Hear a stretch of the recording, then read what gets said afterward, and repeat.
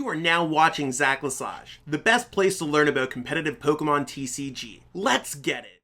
Yo, what's poppin' peeps? Welcome back to the channel, Zach Lesage here. Today we're going to be covering over Gengar VMAX with a full-on deck profile and gameplay video. I know I've been a little bit light on my own personal gameplay, but I've really been trying to push some Brilliant Stars decks. That being said, this is a Fusion Strike deck, so we will be doing some awesome gameplay with how Gengar Path to the Peak works. I have covered Gengar a few other times. This video might be like one game or two games or something like that, but I'll explain a little bit more when it comes to the deck profile. The deck list is in the description. You can copy and paste it right into PTCGO. If you are trying to pick up any of these cards, you can go to PTCGOstore.com, plug in code ZLesage5. That's also in the description. Give this video a thumbs up, subscribe to the channel, let me know in the comments what you think about this deck, and let's jump right into the deck profile. So here you have it, the Gengar VMAX in all of its glory. Now, this deck is a single strike deck, which means it's going to revolve around using single strike roar. So you can attach energies to your various single strike Pokemon. In this case, we're attaching to Gengar V and Gengar VMAX. If you're playing against a 2 prize card deck, or if you're trying to do a bunch of 2 prize card trade-offs, Pain Explosion is a very good attack because with a few single strike energies, you're able to hit for like 230, 250. You're able to knock out a lot of things. So Zacian V, single strike Urshifu V, Umbreon V, Gengar V. Those are really the Pokemon you want to be looking at. Same thing with like Crobats and other things like that. Gengar V can actively kind of keep pace with 2 prize card Pokemon. Dark Slumber with a couple single strike energies can knock out single prize card attackers. So if you are playing against a deck such as Rapid Strike Malamar, there's a Houndour in the active, you can get the knockout with Dark Slumber without committing to a VMAX Pokemon. Now the VMAX is really what this deck's all about though, so when you are playing against a deck that you can safely VMAX into, and that's where they're not OHKOing you, there's no weakness, you could probably withstand the hits, Fear and Panic does punish your opponent for having Pokemon V in play. We don't have GX in this format, but Pokemon V, VMAX, V Union, and upcoming with Brilliant Stars and the new Leafeon and Glaceon promos, V Star Pokemon. So really, there's a lot of Pokemon V in play that you could really hit a lot of damage for only 2 energies, which makes this quite more efficient. Like, it's just efficient compared to Single Strike Urshifu VMAX and Umbreon VMAX, which are 2 comparable kind of single strike attackers. You got Gmax Swallow Up, 250. It also gets buffed by single strike energy by 20 damage at a time. So with 4 energies, you're swinging for 330. That's more than what a single strike Urshifu VMAX would be doing if you had access to the similar amount of energies. It's one of those things, for 1 less energy, you're doing the same thing as what Gmax 1 Blow would do, except for 1 less energy. So that's the way that I look at it. This deck is more efficient. Sure, I mean, there's some cases where you could probably want to go through anything like a Duraludon VMAX, but that's where Path to the Peak really comes into play. Path to the Peak can get through Zamazenta V, can get through Skyscraper. And when in doubt, you could kind of lock your opponent out of games with Path to the Peak. I've had plenty of games where I've even beat the Galarian Surfetch deck just because I dropped a Path to the Peak and they can't use those abilities. So think about that like that, and it's powerful. So you have a deck that has a decent matchup against Mew V, like you beat Mew VMAX, you have a single strike Urshifu V that you could power up against a Jolteon or a Gengar or an Eternatus VMAX. You have access to Pokemon that can trade well against single strike and stuff like that. You have Pokemon that can attack against single prize card decks. I won a tournament with this deck just last week, and I was able to beat a baby single strike Urshifu in the finals. Now, normally that doesn't sound super impressive because baby single strike Urshifu V is not a super successful deck, but when a 3 prize card deck beats a single prize card deck, usually there's something going on, and Houndoom can easily turn this deck into a single prize card deck, and you could also lower your energy allotments by using Dark Slumber, things like that. You can go Path to the Peak against Zamazenta V or against Duraludon VMAX, so you have ways to win against most of decks. I went for a Battle VIP Pass build with Cram-o-matic because that allows you to kind of search for whatever you're looking for, including Path to the Peak. There are some sacrifices like cutting an energy and cutting an Urn of Vitality, but the deck seems to be working so far. So let's jump into some gameplay, see exactly what's going on with this deck. Let me know in the comments what you think about it, but it's been largely successful and I think this deck's super fun to play. So one of the things that I'm quite fortunate to have access to is a bunch of really great friends who play Pokemon, so I do want to give a shout out to Cal Connor, who's going to be playing Mew VMAX against me. Typically not going to be a great matchup for Mew VMAX, but it is one of those things where I really want to show players that this deck is very strong against the best deck in our formats. If you're able to beat the best deck pretty consistently, you should be pretty good. Now, we'll see how our hand plays out. As long as we get a decent start, we should be chilling. And this is kind of decent. You just got to watch out for what the Mew player might be able to do. So in this case, I might actually start off with the Houndour and try to get set up with the Gengar on the bench. At least it forces them into an escape rope if they are able to turn one Meloetta. So let's go ahead. Houndour in the active. We're going to keep Gengar on the bench. We are going to turn one Path the Mew player as well. And maybe that will just be enough to slow them down. So let's go Gengar here. We have access to the Quick Ball now. It's tough because I want to discard the Hiding Dark, but here I think I'm actually going to discard the Cram-o-matic. We don't always need to go for the Battle VIP Pass. It is something that we could go for other things. We have Houndour, we have Houndooms, we have access to single strike energies, we have access to paths. We're good. The paths are typically for the Zacian and the Zamazenta V and the Duraludon VMAX of the format. But here we're chilling. Let's go ahead, attach that there, path to the peak, and then we're just going to pass. So the reason why this matchup is really good is because we can knock Mew out for 2 energies. They have to force bench down a bunch of 2 prize card Pokemon. We can play Path as a bonus against our opponent's deck, and they might not be able to get out of it if they don't have a training cord. There's so many times Mew loses just to Path, and they just pass. So we get Hiding Darkness energy, retreat our active into a Gengar, knock them out. They likely won't be able to knock us out unless, of course, they have 4 power tablets. Now, luckily for Cal does have access to Training Court. They will be able to use Genesec's ability, but those matchups are few and far between, and you can see they're already forced to discard another Training Court. So when Mew decks only play 3 or 4 different kind of stadiums, they're already down half of them on their first turn, and we still have another 3 packs to kind of chill with whatever is going on. So as long as Cal's not able to go knock it on this Houndour, we're still chilling. And even then, we're still chilling because we're knocking out a Meloetta. They have to go 4 power tabs and Techno Blast us, or they have to go 4 energy Melodious Echo to do 280 plus 2 power tabs as well. I mean, we might build up some damage with Single Strike Roar, but right now I think we're relatively fine. If they go Escape Rope, we're chilling with the other Houndour. So we're really just looking for a Gengar VMAX and a Houndoom for next turn, and I think we're good there. So we have a Single Strike energy. I mean, at this point, it looks like we're probably gonna end up discarding it. We're gonna go for the Hiding Darkness energy here. We're gonna go ahead and Professor's Research here, and let's see what we can draw with our hands. Well, we did get a little bit of an awkward hand here. So we're gonna go ahead and Quick Ball this away. And the reason why we're going to Quick Ball that away is because we have a lot of other options that we might be able to run into. So let's go. We could always get them back with the Urn of Vitality, I guess is what I'm trying to say. So let's go Crobat there. Let's go Urn of Vitality. Urn of Vitality back the Single Strike energies. We have 2 of them in our discard pile. That's completely fine. We could evolve the active one because we have free retreats.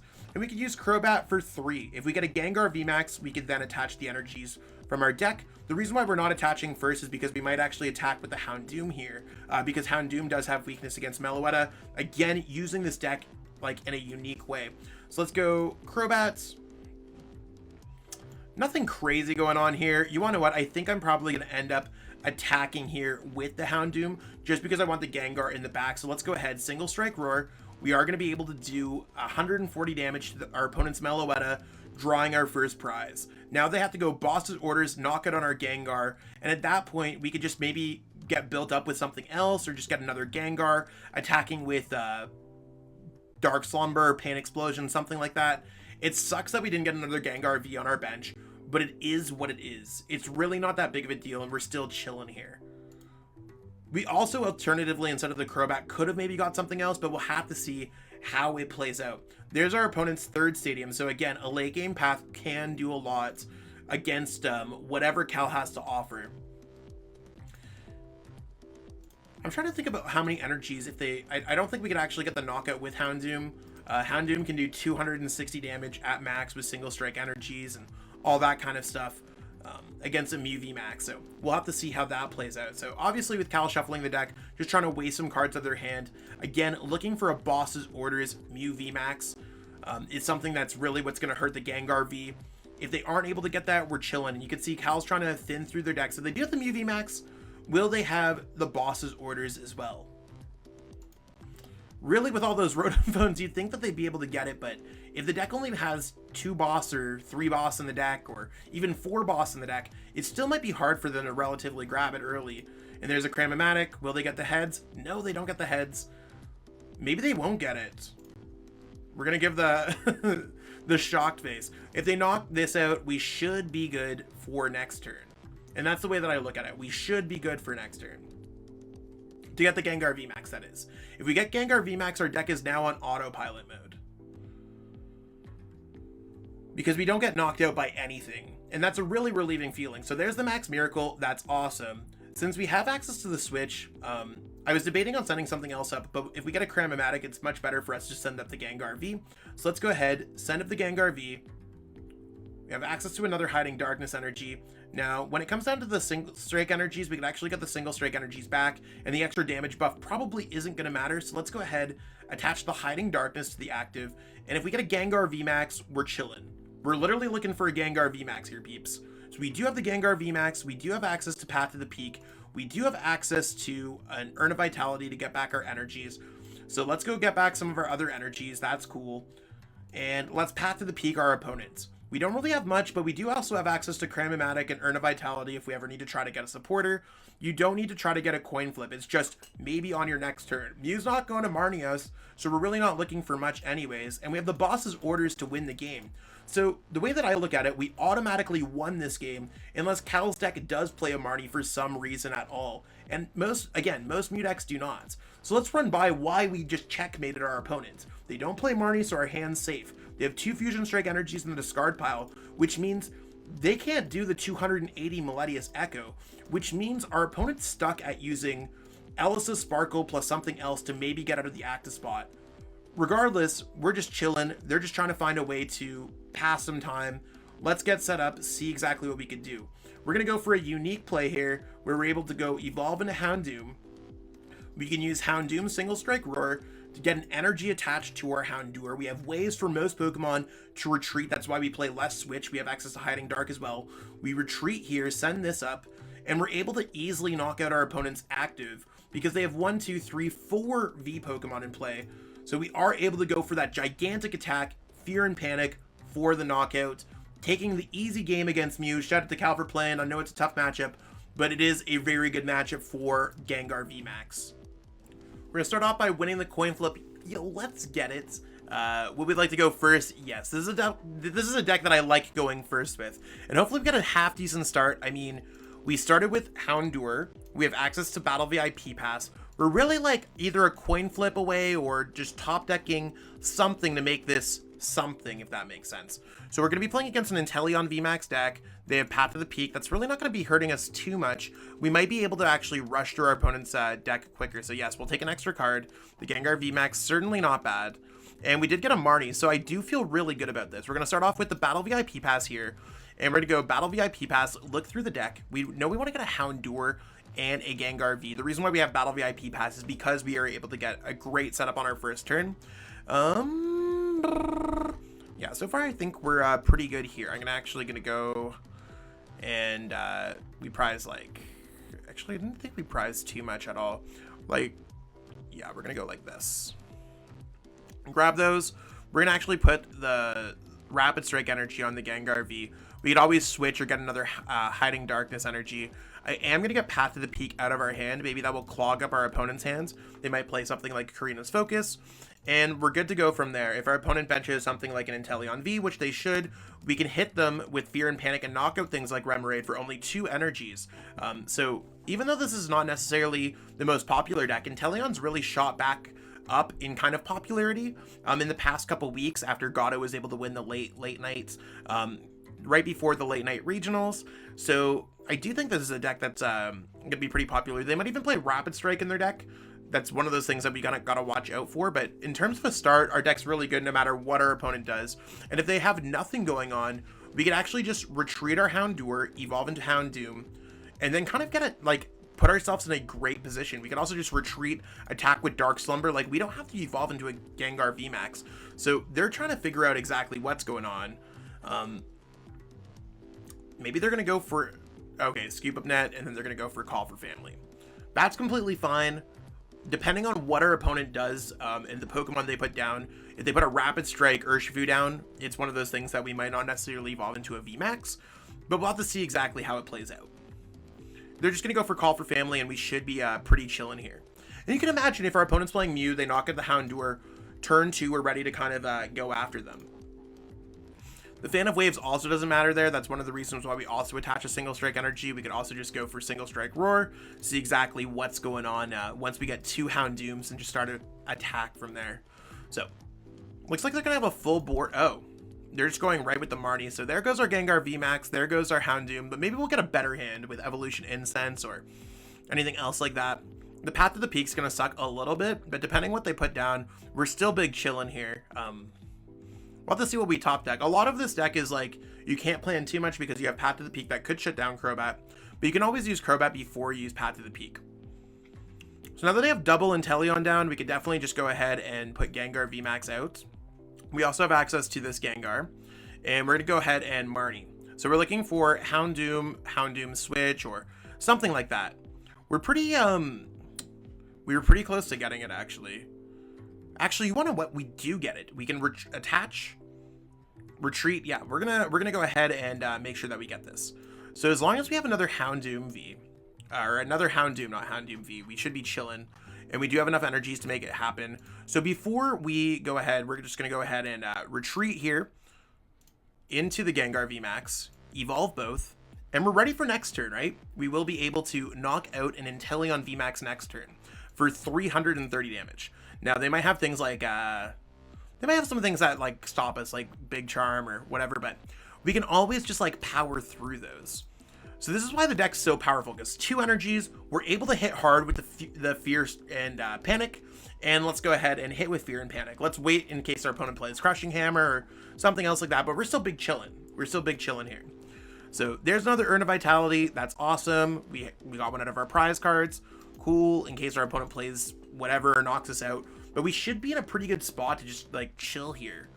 And there's their energy. If they evolve, like, as long as they don't have the Big Charm, like, we're chilling. And if they do get the Big Charm, we just 2-shot them or something like that. I'm just trying to put that in perspective. So this is probably going to search out their Rapid Strike, or their Rapid Strike INTELEON VMAX. This might get the Big Charm, which would actually really hurt us. We're just waiting here. This is where things can get a little bit spooky, but maybe they're just getting set up for next turn. Okay, they're going to go Air Balloon. Maybe they're going to sacrifice something to us. That's fine. We're still chilling here. Like, Gengar VMAX does a lot of damage, and we're just going to try to capitalize on that. We don't need a great hand in order to be successful in this game. We just need to get knockouts on our opponent's Pokemon. So there's the VMAX. I'm surprised, like, maybe they don't play the Big Charm. Some lists don't play Big Charm. But we should be able to knock out their INTELEON this turn. So there's that. Cool. Okay, this might be a Drizzile for the Big Charm, which definitely protects them. Oh, they're just going Cheryl. I don't think they think that we can knock them out. Maybe they don't play it, or maybe they're prize. Honestly, I'm not sure. Sakomo-chan, if you're watching, let us know. So considering we have one in our discard pile, we have to get one back. So let's go ahead, get that one back. Let's go ahead here, Single Strike Roar. We're going to go ahead and get them all onto our Pokemon in play. Single Strike Roar. So that's going to be enough for a knockouts. At this point, I don't know if I want to evolve. I might want to have a bigger hand. We're going to chill. We're going to go for the Gmax Swallow Up, and we're going to go for the knockout. The reason why we want to have a bigger hand, our opponent might Marnie us if we have more cards in our hands. If we just play everything down, it's going to be a little bit whack. There's Switch. Cards that we're probably not going to play. Cool. So our hand's a little bit weak, but maybe with our 7-card hand, our opponent will play a Marnie. I'm not entirely sure. They should be able to get out their other INTELEON VMAX. The only thing that makes this tough is that we've lost all of our Single Strike energies to our first Gengar, and we kind of just like drew into a poor hand, and that can happen time to time when you're playing a Single Strike deck. We're also under Path, which our own Path, which means if we get Crobat, we're not doing much. But even if we had Crobat, like, what would we really be doing? We're still pretty close to just like winning this game anyways. And the reason why we didn't evolve is that we might be able to sacrifice a Gengar V and then get another Gengar V set up or something along those lines. We'll have to see how that works out for us. So we'll see what our opponent does with the INTELEON. They're probably a little bit worried about what's going on with our hand, first and foremost. Shady dealings, we might just see the Marnie. Because you got to think of it, when your opponent has a gigantic hand, this hand could be filled with Urn of Vitalities. It could be. So if you don't want your opponent to Marnie, try to get your hand low. If you do want your opponent to Marnie, you don't necessarily want to play things down, because you have a large hand. Usually players play Marnie when they have a large hand. So that's a whole other different discussion. We'll see how it goes. That being said, I just didn't want to evolve into a Gengar VMAX. So let's wait and see what our opponent does off the shady dealings. We're just chilling still. We only have 2 prize cards left. There's also a world where we might be able to win the game off of boss's orders, or our opponent might sacrifice something to us or something like that. Like, there's definitely ways that we could win. There is the Marnie, right? So like, we're half of the way there. We just, yeah. So our opponent definitely playing into our large hand, which has probably corrected them to do so, but we'll see what we can get off of the rest of the cards that we have here. You can see the Cram-o-matic a little bit more important here, now that we're able to kind of make things happen.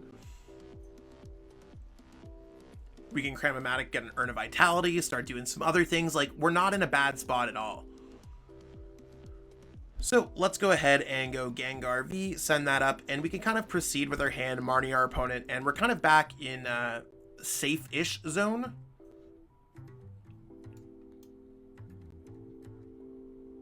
Rip. So if we didn't have the Path to the Peak in play, our opponent would likely have a Path to the Peak in play. Crobat's still fine. We can still Crobat late game after playing a single strike Tower of Darkness. So we're going to chill here. We're hopefully getting an Urn of Vitality this turn. No Urn of Vitality for us. So really just a kind of a rough one here if you think about it. So we're going to attach to the Gengar V. And let's go ahead here. And I don't want to give up into Houndoom. So we're just going to go ahead and pass. So our deck's allowed to crumble mid-game. It happens. Maybe, well, I was going to say maybe our opponent wouldn't get the Rapid Strike energy, but that's why they play Octillery. So this is not necessarily always the matchup how it's going to be. If your opponent's not able, like, if you're able to just knock them out, or a simple boss's orders against another 2 prize card deck, this is somewhat a unique deck, but you do have ways, as we saw, to knock them out. Very similar to like a Duraludon deck, where you can kind of overcome an obstacle once or twice. Their deck attacks for 1 energy, whereas Duraludon attacks for 3. So maybe after more testing, the INTELEON matchup might be a little bit difficult. Maybe not. Like, we just got a rough Marnie or drawing into some rough cards. And I like putting videos like this out there because I'm human. You know what I'm saying? Like, YouTube, like, I don't want to show you like the perfect games of perfect games. Yeah, so here, obviously, boss's orders would be nice to bring up one of their Pokemon, knock it out, maybe go for the boss's orders plan. I think we might actually need to go Professor's Research in order to make things happen here. So I am going to play the Professor's Research there to try to dig deeper into the deck. Now, when it comes to other things going on, I'm just going to go Quick Ball away this, because we do need to have access to another Gengar V, so we can get set up later on in the game. I think that sounds a lot better. Let's go ahead and go Urn of Vitality. Actually, before we do Urn of Vitality, let's go Cram-o-matic first. Okay, that's going to get back our other Urn. So now we can get back everything. So we do have the potential to, like, just get that big knockout on our opponent's Pokemon. Let's go Urn of Vitality, get back 2 of our single strike energies. And I think we're, like, slowly kind of getting back into this game. So there's the Urn. There's the other Urn. It's awesome. Let's go ahead here and start powering up our Gengar on the bench. And the reason why we're powering up the one on the bench is because that will allow us to, like, kind of split our Gengars in case our opponent does anything. We're going to go for the sneaky play of going with the Hiding Darkness energy here. We actually, do I want to attack with this Gengar? I'm trying to figure out if I want to go and attack with Dark Slumber here, or if I want to attack Dark Slumber with the other Gengar, just because it would do a little bit more damage. 40 damage, I guess it doesn't really matter. Let's just go ahead and go Hiding Darkness energy here. And we're going to go Dark Slumber. 40 damage. Cool. And our opponent just happens to be asleep. That's a gigantic moment for us in this game. So let's see what our opponent really throws up here. They're going to have to find a way out of this situation, right? Where, yeah, they could go Cheryl, we're one turn away from getting a Gengar VMAX and maybe just like winning this game. So we're really slowing our opponent down. They don't really have a way to knock out our Gengar VMAX, and maybe they play Switch, maybe they play something else, maybe they're playing a Cheryl this turn. I'm not sure. I'm not a Sakuma-chan, but it's really one of those things where I think that Gengar VMAX has a lot of random outs, and you just got to look for unique ways. We could have very easily got, our opponent could have got out of the asleep, and maybe they don't play Cheryl because they don't think we can get the knockout next turn. We just knocked them out with Gengar VMAX. Maybe they do get it, and we, you know what I'm saying? Like, it's not necessarily game defining is what I'm trying to say. So we'll see what Scoop Up Net brings for our opponent. That's not really gonna, unless they have Switch Scoop Up Nets. Trying to figure that out. But I'm feeling, okay, it looks like they have Switch Scoop Up Nets. So our opponent has to go Switch Scoop Up Net Cheryl in order to get out of this situation. And if they play Cheryl, they're not going ahead. They're not like, they also have to get a big charm too to protect their active Pokemon. Because if we get Gengar VMAX and we get access to our other two single strikes, which I don't see any reason why we should not with double Houndoom, I think we're absolutely chilling here. So there's the Inteleon. Let's see our opponent play the Cheryl here. We're just waiting for it.